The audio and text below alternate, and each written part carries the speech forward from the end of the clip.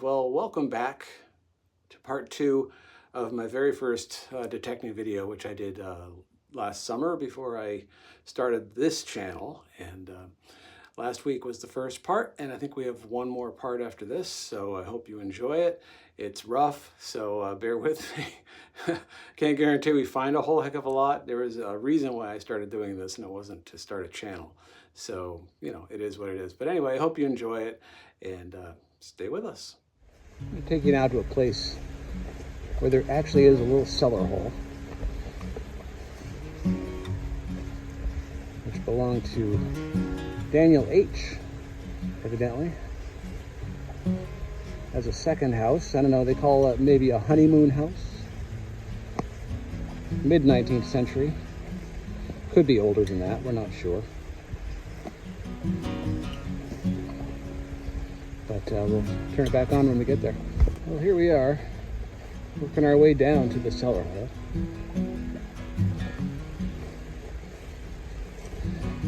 These are all spruce, I believe, or fir. I can't remember. I can never remember. I'm terrible at that sort of thing. These all started out as small trees and were not sold, so they're now big trees. Eventually they'll be chipped. This was once a field, evidently. And a long time ago, there was a little house. And we're going to do some bushwhacking like I usually do. Get down to it.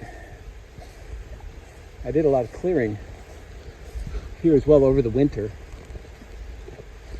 in hopes I could find a few things I'd missed, but this is another area I've really searched hard over the last year or so. There was a lot of wind damage down here, a lot of downed trees, so you'll see a lot of brush piles. I actually worked down here with the chainsaw and the hatchet during the winter with the permission of the landowner to clear some of what was here. So now it's all nice and open and you can walk. But all of these Christmas trees, as Anne likes to call them, had limbs like 5 inches off the ground, and you could not swing in here at all with a metal detector. And in January, I did end up finding another coin here. I've only found 2 coins in this spot. One was a 1840s large cent.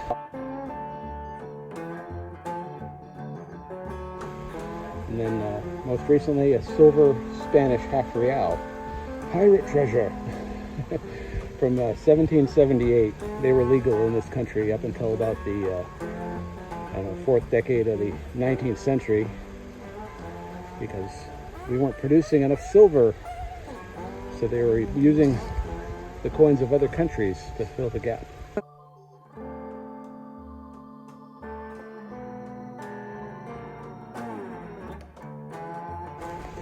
here it is, just a little tiny hole in the ground. You can barely see it. It's just a tiny little divot, which is a good thing as far as protecting it, because if this was visible from outer space, everybody and their brother would be in here without asking permission. And yes, friends, you have to ask for permission before you go metal detecting someplace. It's private property.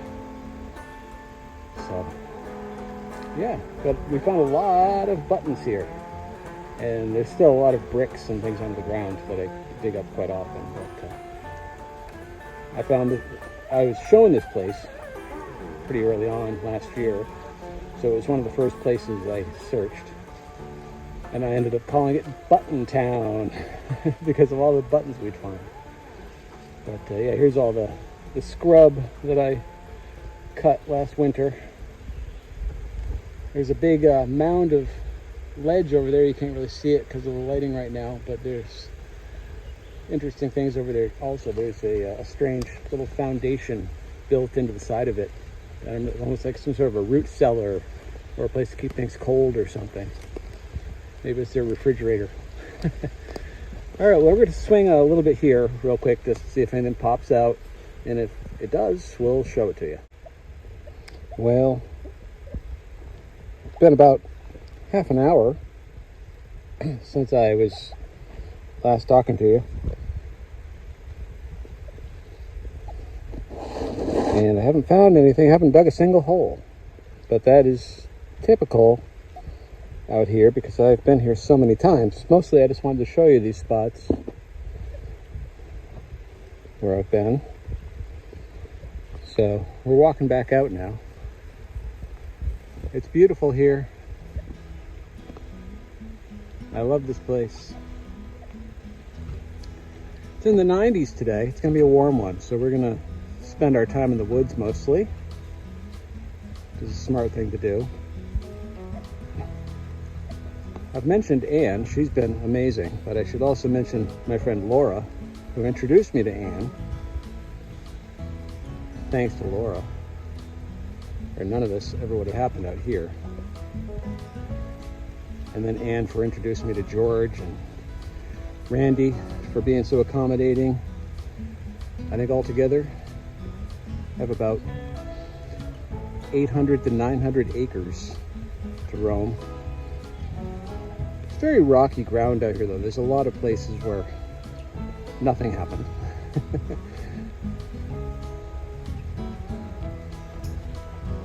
But everything is a mystery. You never know what you're going to find. You never know where you're going to find it. I was at another permission the other day, and I had my car just tucked into a little turnaround off the road. And there's a field there beyond.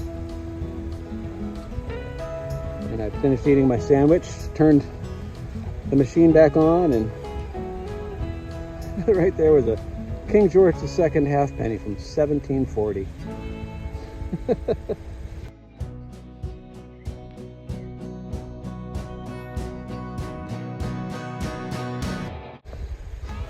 History is everywhere. We're walking over it every moment of every day.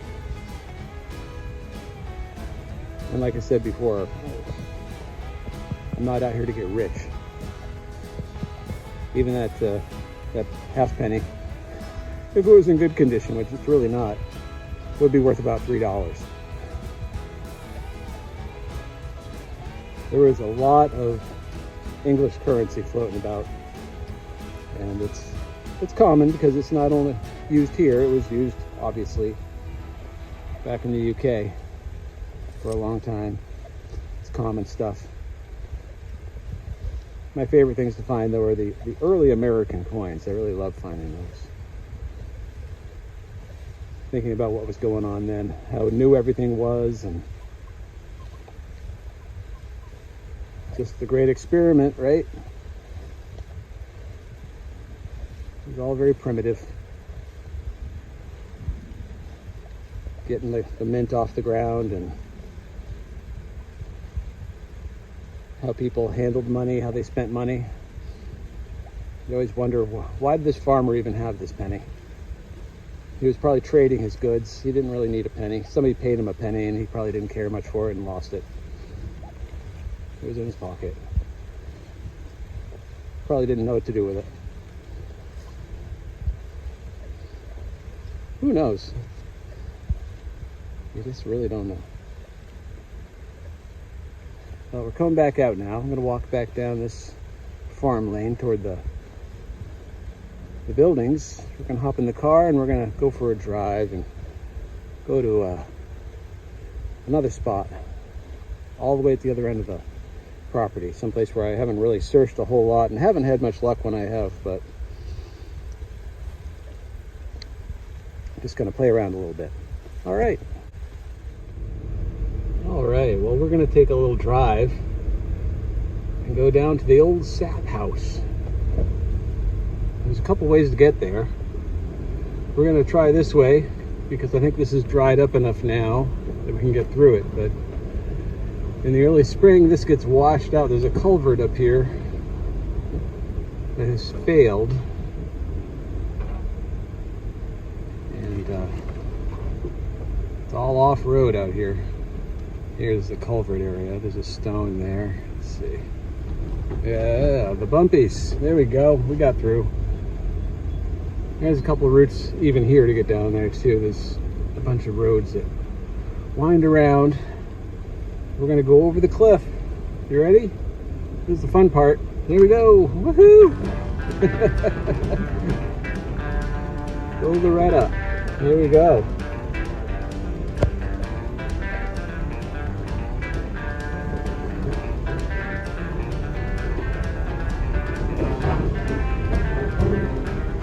It's an interesting stone enclosure off to the right over here.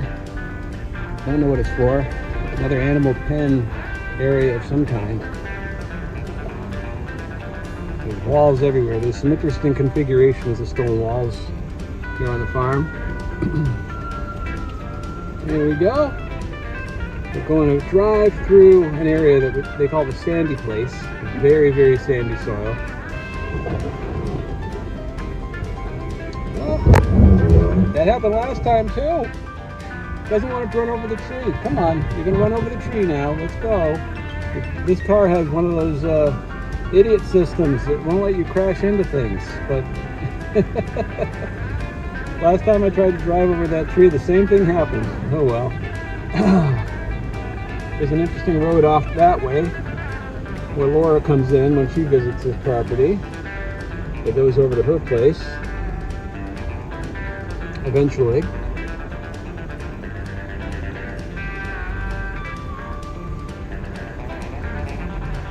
This spring I was challenged myself to find coins for Daniel.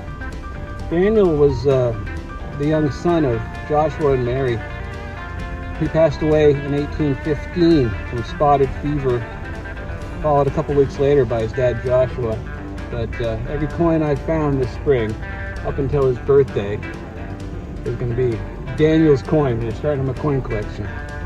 Right in that spot right there, found an 1803 Drake Bus Road cent for him. And then up here, I also discovered a flat stone with some carvings in it, and possibly a date. It may have a map on it. I can't see it right now, but interesting. There's another opening in the wall up here. We'll go through to get to the road to the sap house, and also the spring down here. And has a natural spring down here that's seasonal. Let's see, here we go. This is the turn. More sand. Just a little further down here, I found another King George III halfpenny this spring for Daniel.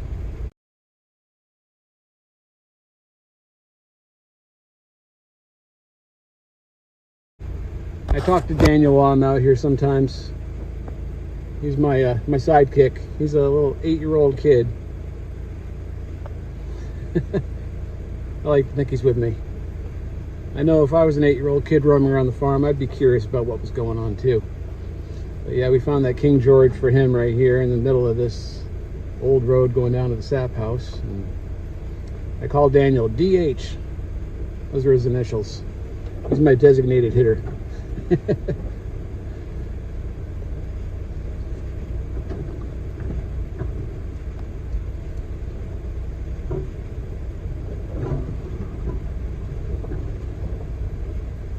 This tree's leaning over. We can get past it though. There we go.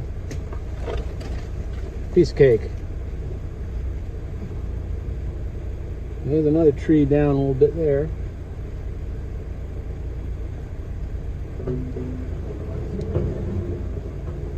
Anne drives down here often as well to get to the spring. And she's been nice enough to fill jugs of water for me to take home. It's good stuff. Here's one of the old sugar maples right there.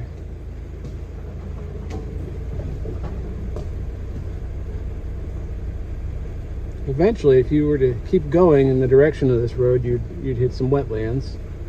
We're going down, down, down, downhill. There's a big rock formation up there, which feeds the spring, I'm guessing.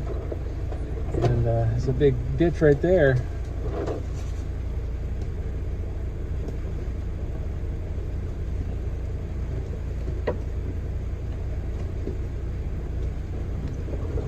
not sure if I passed the pine yet, but there's, oh, there it is. There's a pine tree you see, and you know you're at the spring. And there used to be handrails and whatnot to get down to it, but it's not far off the road here.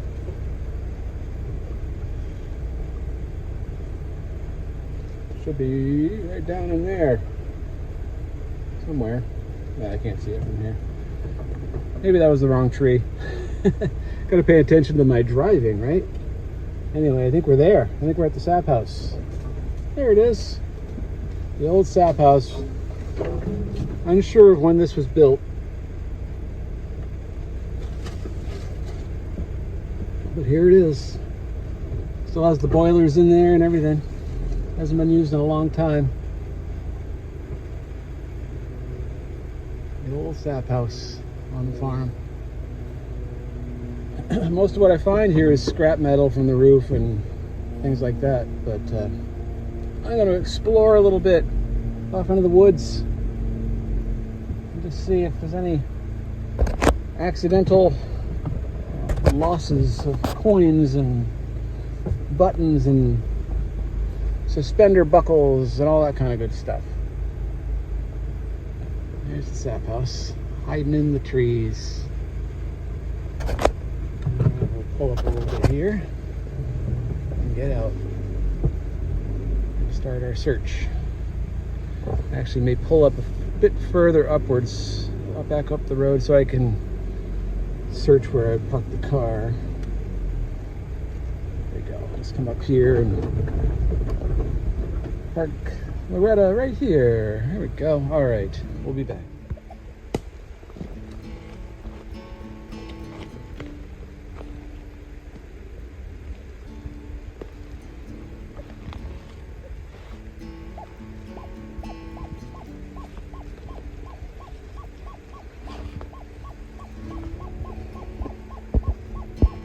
$44, $45. Let's try it from this way.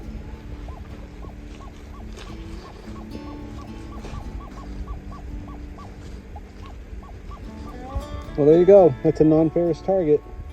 My guess, it's ammo brass. It's going to be a rifle casing. But I'd like to be wrong.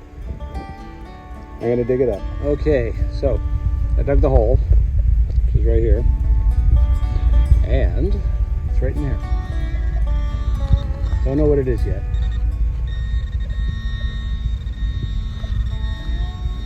There you go. I think it's an entire bullet, in fact. Right there. Let's drop it. Hang it up a little bit. There it is. An entire dropped bullet. Nothing too exciting there. Okay, here's a 35. Oh, 37.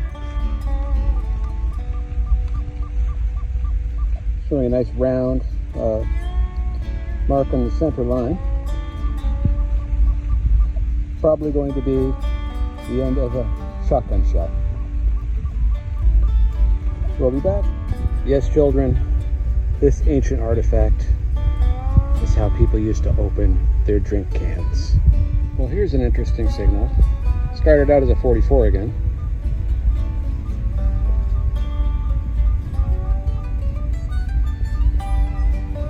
The high pinging sound in my headphones. It's probably going to be something iron, but it's large. So, I suspect a tool of some kind. So I'll dig it up and see what it is. Well, there you go, folks. It's hammer time. No doubt used to put the taps on the trees, right? Probably. Well, I've been digging a fair amount of holes, even on the side of this hill, which leads all the way down to the sap house. There's one of the big old maples right there. I figured I'd find some taps, some old taps or something, maybe some copper tubing. I'm not sure how they got the sap down the hill in the old days, but everywhere you go on an old farm, you're going to find these. Here we go. That is an ox shoe. ox, of course, are, you know, castrated bulls. And they'd have 2 of these on each foot because they have cloven hoofs. There you go. They're everywhere. Every stone wall you see, they are building those walls. They're dragging those stones out of the fields and helping the farmers. So, 3 cheers for the oxen. Woohoo! Well, I'm almost to the top of the hill above the sap house. And one thing we have here is stone. It's everywhere. I think this is a natural break from the freezing and of the water that got into the fissures on the stone. Granite, just like everything else in New Hampshire. But the second generation, and the namesake of the second generation, Samuel, was a stone cutter. And he married Joshua and Mary's oldest daughter, Betsy. And he was a savior for this place because at the time there were no other males old enough to work the farm after Joshua passed away. And yeah, the legacy continued from there. But everywhere you go here, you will find evidence of stone cutting. He was a second generation stone cutter, and his father even died as a result of a blast while cutting stone not too long after he took over the farm here. And so I suspect his father spent some time here cutting stone too. I think he was also a Samuel.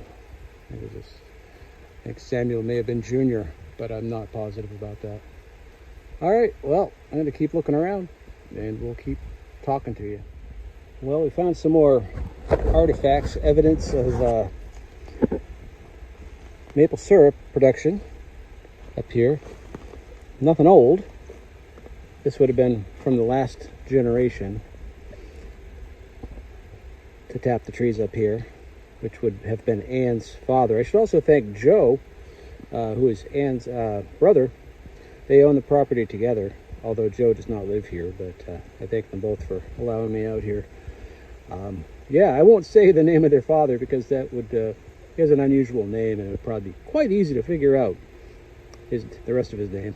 But yeah, he had the property up until 2002, thereabouts, I think. And I know he was tapping trees as well as his father and mother before them. And like I said, about 225 years or so on this property, this family. Well, look at that sugar maple. I don't know if you can tell perspective-wise, but from my perspective, it looks huge.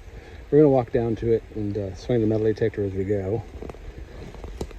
Hopefully not fall down the hill, but keep an eye on that thing and see how big it gets by the time we get there. It is a monster.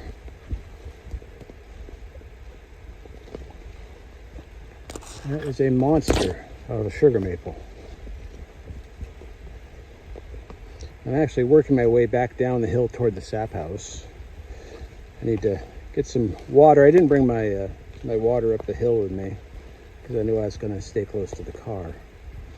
But it's going to be lunchtime soon as well, so working our way back down, jumping over stumps and down tree limbs and everything else. Which, yes, Dad, that's why I didn't bring you out here. I spend about 8 hours at a stretch when I do this kind of thing. All day long.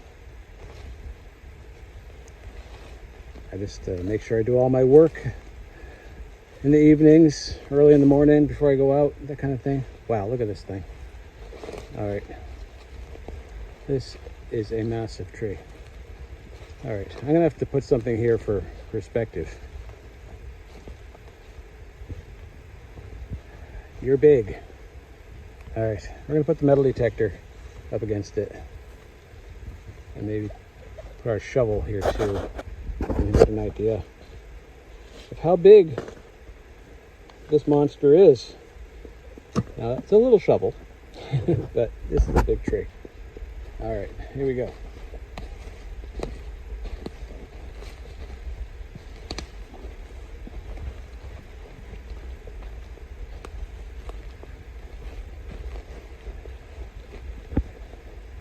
That tree is a monster.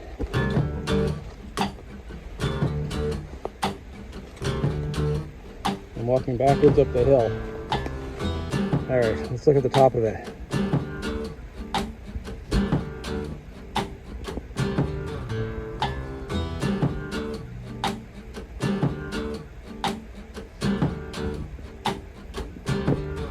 I would say that that tree is about, gosh, how are the diameters? Let's see. It would take 3 adults to wrap their arms around that, probably. But it gets even wider right here. It is massive. That is a massive sugar maple. Beautiful. No doubt they tapped this tree. This tree is a survivor. It's been here a long time. A long, long time. All right, let's keep going. And another one. An ox shoe. They're everywhere. Chances are we'll find another one before we're done today, because we're digging a lot of stuff that we don't normally dig. Sometimes I limit myself to one of these because I've gotten used to what they look like on the screen, and I'll say, okay, not another ox shoe today. But there's dozens of them all across the farm. Okay, 2 minutes later, there it is again. Well, I'm just about to break for lunch, and very close to the car now, and found this sort of modern looking hinge, but it does have a square nail through it, so got some age to it. Probably came right here from this sap house right there. I'll give you a quick little tour of the sap house before I sit down and have my lunch. We'll go in and check it out real quick. Like I said earlier, I don't know how old it is really, and wasn't sure either. I think it's very old. Very, very old. Let's see, I'm not sure if we can see in here or not. I think I got a little flashlight. Might be able to. There's the boilers and the pans, which are turned upside down. So, yeah.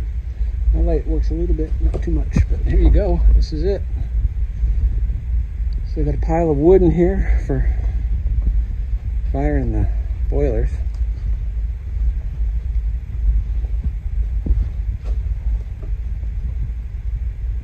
There's the pile of wood, and boilers, pans. There's even some graffiti in here. Great place, a little tic-tac-toe right there, and a little business card hanging on the wall over there from Fred, who is one of the property owners, one of the relatives. In the mid-20th century. Let's see, there's some more excellent graffiti over here too. What do we got? What's that say? Let's see. We've got Dan from 1901. January 24th, 1901. And Milo, I believe was a family friend, August 1st of 1899. And we've got Dan H. L. Dan H. I don't know about that one. L. Dan H. Well, there's a lot of Dans here, a lot of Daniels. So I'm not positive which one that would be. Some more over there. Look around, there's a bunch here and there and everywhere, but yeah, very cool. The sap house.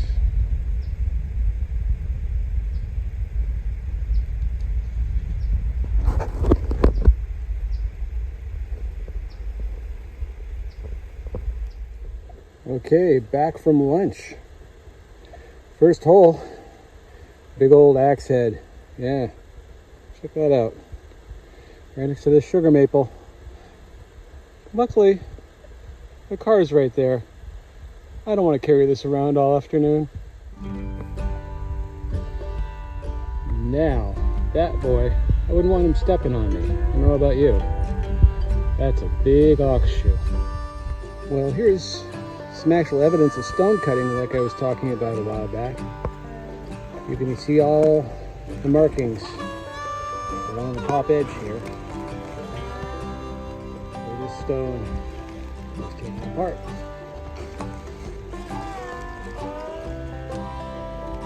Some of the one up behind it. And one back there too, I suspect. I don't know where that stone went, probably straight down the hill to make the foundation for that sap house, but I see a lot of round stones down there in the foundation, so I'm sure they could have gone back up over the top. Team of oxen and a stone boat probably dragged them back somewhere else in the farm, either to be sold or used at the farm, but this sort of evidence is everywhere here. Amazing stuff.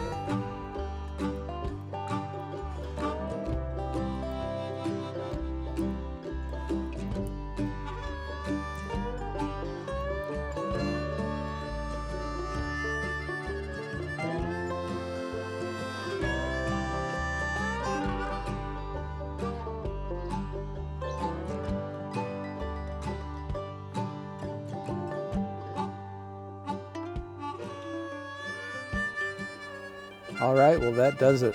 That's another piece for you. Hope you like that. We have one more segment of that summer hunt coming up next week, so I hope you'll join us for that. And we'll see you next time around. Have fun.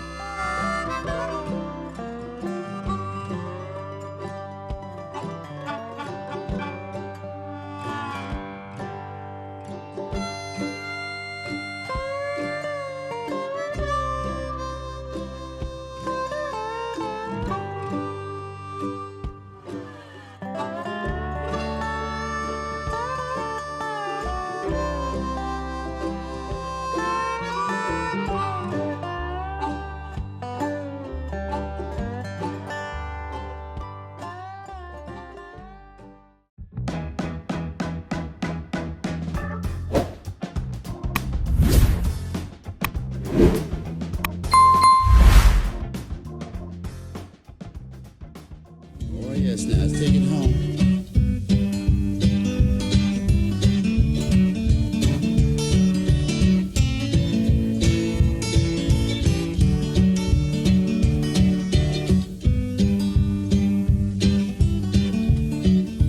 That's all.